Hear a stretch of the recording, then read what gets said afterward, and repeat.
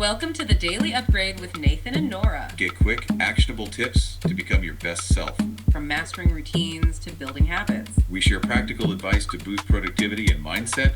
No fluff, just results. Tune in regularly for motivation and strategies to upgrade your life. Okay, real talk for a second.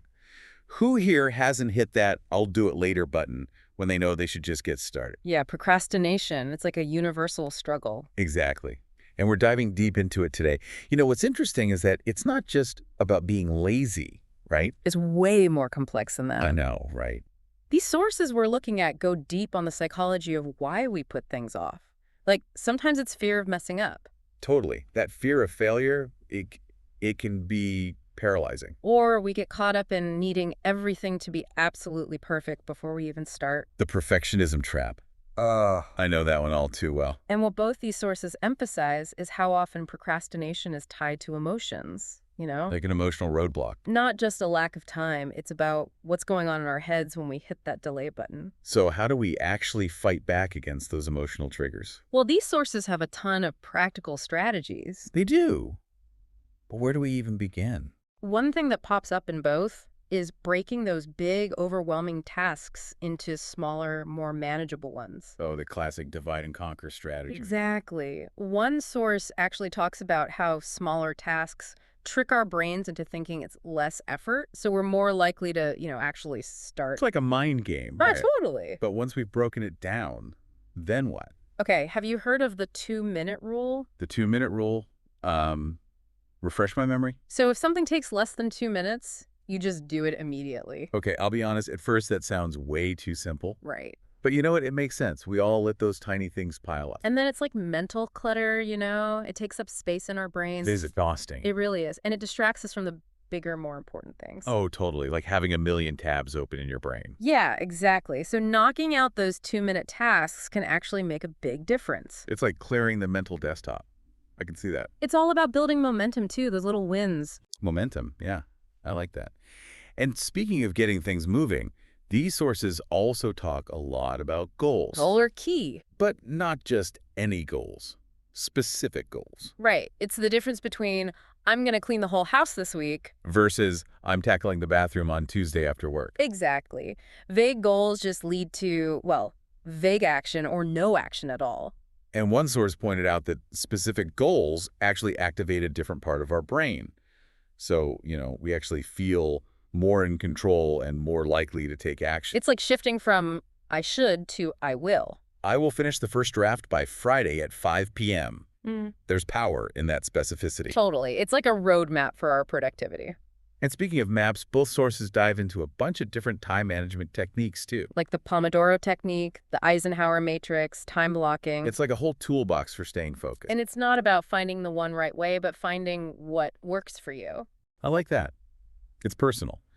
What really stood out to me is that they both connect time management to procrastination.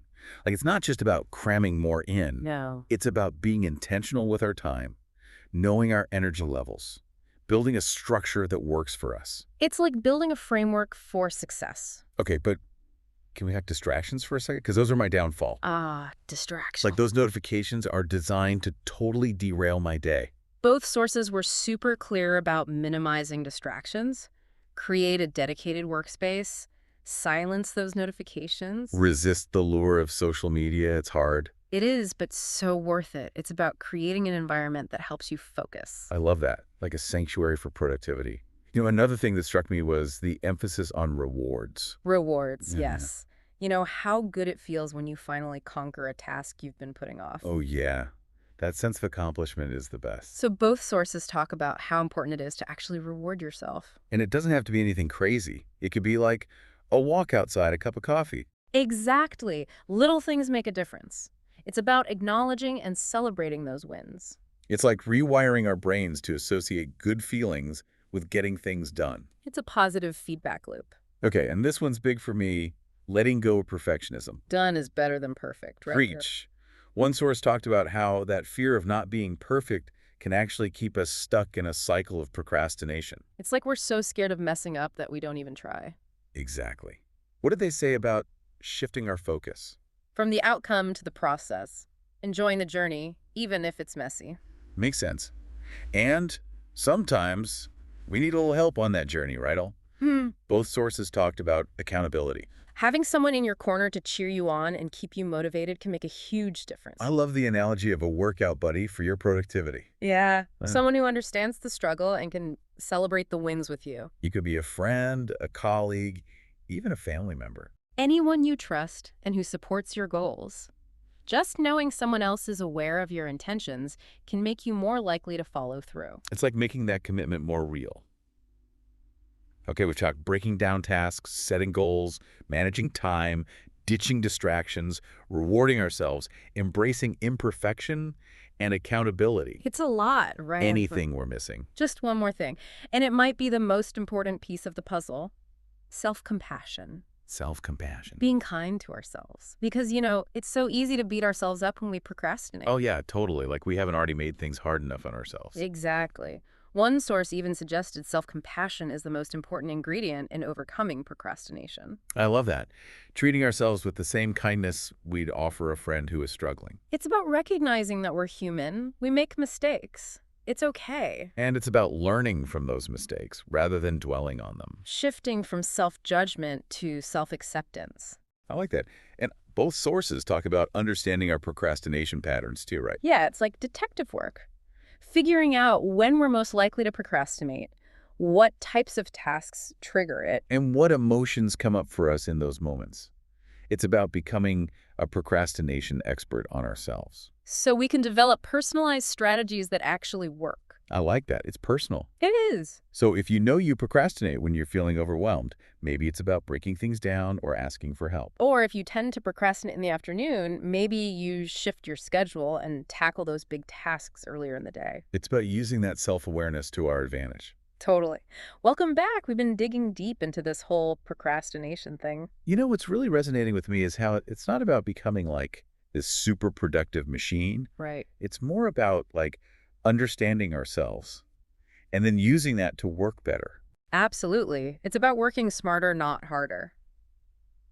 One thing that jumped out at me in both these sources was this idea of visualizing the end result. Visualizing. Interesting. Have you ever tried that? I've dabbled in visualization, Yeah. but not really specifically for procrastination. So it's pretty simple. When you're facing a task you kind of want to put off, you take a minute to picture yourself having already done it. Like imagine that feeling of accomplishment. Yeah. Feel the positive outcomes. Really immerse yourself in that feeling of success. It's like giving yourself a little preview of the reward waiting for you on the other side of that task. Exactly. And what's cool is that by focusing on those positive emotions, you're actually shifting your brain away from the stuff that makes you want to procrastinate in the first place. I can see how that could help. Yeah. It's like instead of dwelling on all the reasons why you don't want to do something, You're focusing on the good stuff. the motivation, yeah. Exactly. And, sometimes the hardest part is just getting started. Both sources talked about a strategy for that initial hurdle. Oh, tell me more about that. Getting started is definitely my weak spot. It's called the easiest task first approach. So when you're feeling kind of overwhelmed or stuck, you start with the smallest, easiest, or most enjoyable part of the task. You know what? I think I do that sometimes without even realizing it's a strategy. Yeah. Like just to get a little win under my belt. Exactly. Even if it's something small, it can create this ripple effect. It's like once you get the ball rolling, It's easier to keep it moving. momentum, yeah. And that reminds me of another thing both sources emphasized: accountability. Oh, accountability is huge. Sharing your goals with someone who can keep you on track can be a game changer. It's like that workout buddy idea. Totally. Someone to cheer you on, keep you motivated, and maybe even give you a little nudge when you need it. Someone who gets it. Exactly. It could be a friend, a coworker, family. Anyone you trust. Right. Just knowing that someone else is aware of what you're trying to do can make you more likely to actually do it. Makes sense. Yeah. It's like you're making that commitment more real. Okay, so we've covered breaking down tasks, setting goals, managing time, fighting distractions, rewarding ourselves, embracing imperfection, and accountability. I think we've hit all the major points, right? Are we missing anything? Well, there's one more thing that came up in both sources, and it's super important. Self-compassion. Oh, self-compassion. That's a tough one. It is. It's so easy to be hard on ourselves when we're struggling with procrastination. We tend to focus on what we're doing wrong, Mm-hmm. like beat ourselves up for not being perfect. Right. And all that negative self-talk, it's actually counterproductive. One source even said that self-compassion might be the most important part of overcoming procrastination. That's powerful. Like treating ourselves with the same kindness we'd offer a friend who's going through something tough. That's it, exactly. Acknowledging that we're human, we make mistakes, it's all part of the process. It's about forgiveness. Yes. And focusing on learning and growing rather than dwelling on the setbacks. I like that. And, but both sources also talked about taking a step back and looking at our patterns, like really getting to know our own procrastination tendencies. That's so key. Becoming aware of what triggers us to procrastinate. When are we most likely to do it? What kinds of tasks make it worse? What emotions are coming up? It's like becoming a procrastination expert on ourselves. Right. So we can figure out what strategies will actually work for us. So, for example, if you know you tend to procrastinate when you're feeling super overwhelmed, maybe it's about breaking things down into smaller steps. Or asking for help. Or if you notice you're more likely to procrastinate in the afternoon, maybe you try tackling your big tasks in the morning when you have more energy. It's all about tailoring your approach. Finding what works for you. Exactly. And it's a journey, not a destination, right? Mm. We might find that certain things work for a while, and then we need to adjust and try something new. It's about being flexible, experimenting. And most importantly, being willing to learn and grow. I like that. It's like we're becoming procrastination ninjas.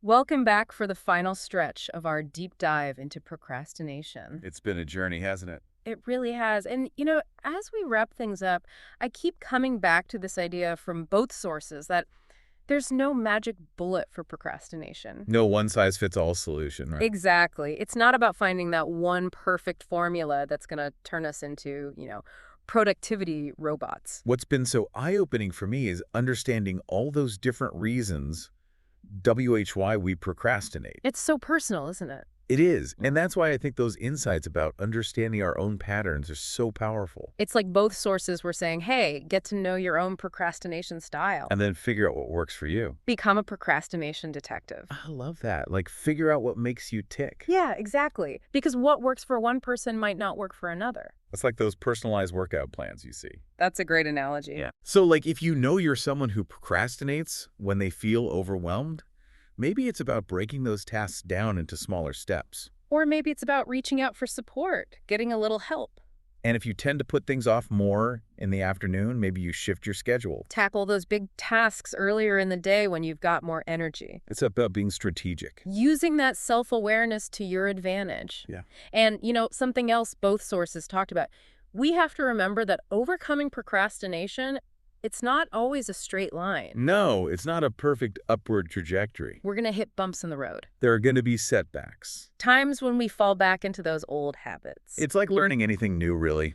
We're not going to be experts overnight. And that's where self-compassion comes in. Oh, that's so important. It's recognizing that, hey, we're human. We're allowed to make mistakes. We don't have to beat ourselves up about it. Exactly. It's about giving ourselves a break and focusing on what we can learn from those slip-ups.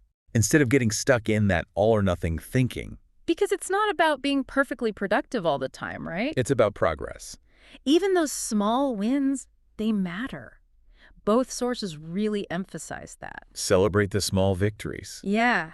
Acknowledge the effort you're putting in, no matter how small it might seem. Because those small wins can add up to big results over time. They really can. And that shift in mindset from self-judgment to self-acceptance. That can make a world of difference. It's like giving yourself permission to be human. It is. There's this one quote that really stuck with me from one of the sources. It said, "Procrastination is not the absence of action.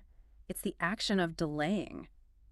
I like that. It's a subtle distinction, but I think it's so powerful. Because it reminds us that we're making a choice when we procrastinate. Even if it doesn't always feel like a conscious choice in the moment. It's a reminder that we have the power to choose differently. Absolutely. And maybe those different choices, they start small. Little steps. Maybe it's setting a timer for 25 minutes and just focusing on one task. Or maybe it's identifying that one distraction that's been really pulling you off track and finding a way to, minimize it. Whatever that small step is for you, that's where it starts. So as we wrap up this deep dive, I want to leave you with this question. What's one small action you can take today to move towards a goal you've been putting off? It doesn't have to be anything huge. Just a tiny step in the right direction. Remember, it's progress over perfection. Keep moving forward, be kind to yourself, and you've got this.